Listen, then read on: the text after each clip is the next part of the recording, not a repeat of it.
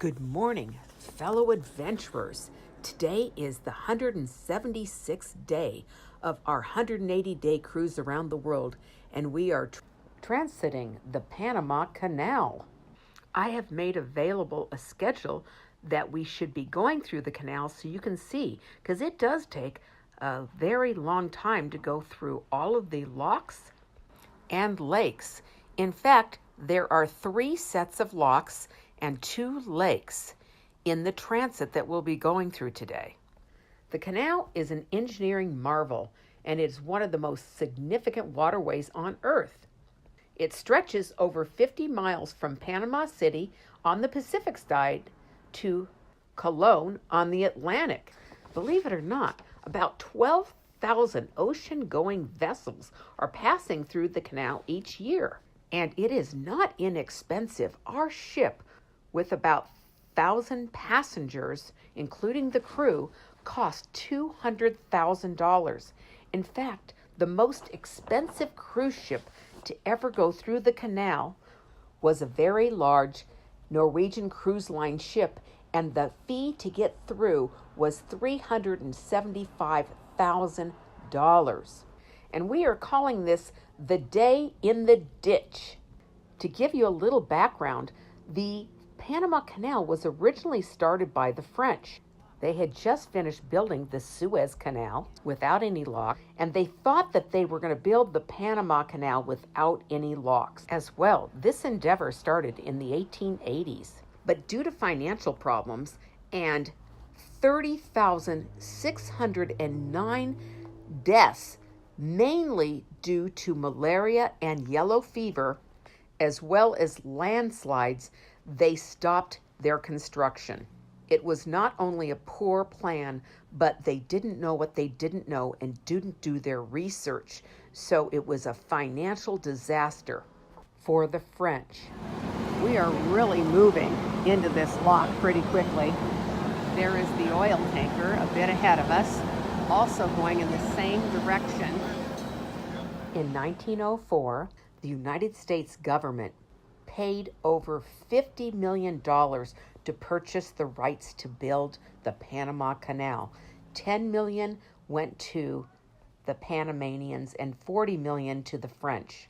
In today's dollars, that's about $1,500,000. And the government decided that they would put in locks because there's an 8-mile area of mountains and a continental divide that a ditch had to be cut out. It is called the Culebra Cut. The United States government also had to figure out how to stop all of the malaria and yellow fever deaths, because as it was in the construction that took about 10 years for the Americans to build, we still lost over 20,000 people. But once they had figured out it was the mosquito that was the vector causing the malaria and the yellow fever, they went through very expensive and discipline eradication methods, as well as quarantining sick people. First, you go through the Miraflores locks, and then you go to a little lake before entering the Pedro Miguel locks.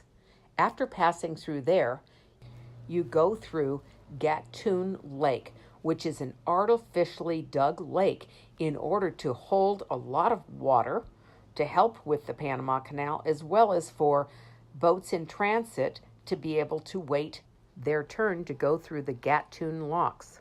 The current locks are 110 feet wide with 2 lanes.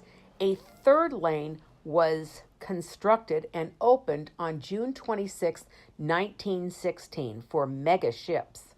That was really needed because there's a lot of extra large oil tankers and other ships out there to transport goods. And if they had to go around South America, that is a 14-day voyage, not to mention the cost of goods, gas, and time.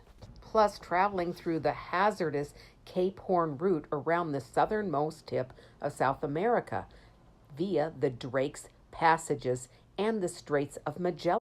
We are entering into the very last lock, And if you can look far in the distance, on the right-hand side, you can see a top of a ship, and that is the Neo Panamax, the brand new canal that was just opened in 2016 for mega ships to be able to go through. The first time this has been done since the canal was built. After we move through this lock, we will go through a waterway and we will be in the Atlantic Ocean and through the 50-mile canal crossing. What an adventure today has been, and I'm so lucky to have gone through this process at the very front of the ship. But next stop will be Cartagena, Colombia. See you there. In closing, my wish for you is that you will love abundantly, protect your health, and be adventurous for life. You are beautiful. Let your light shine. Aloha.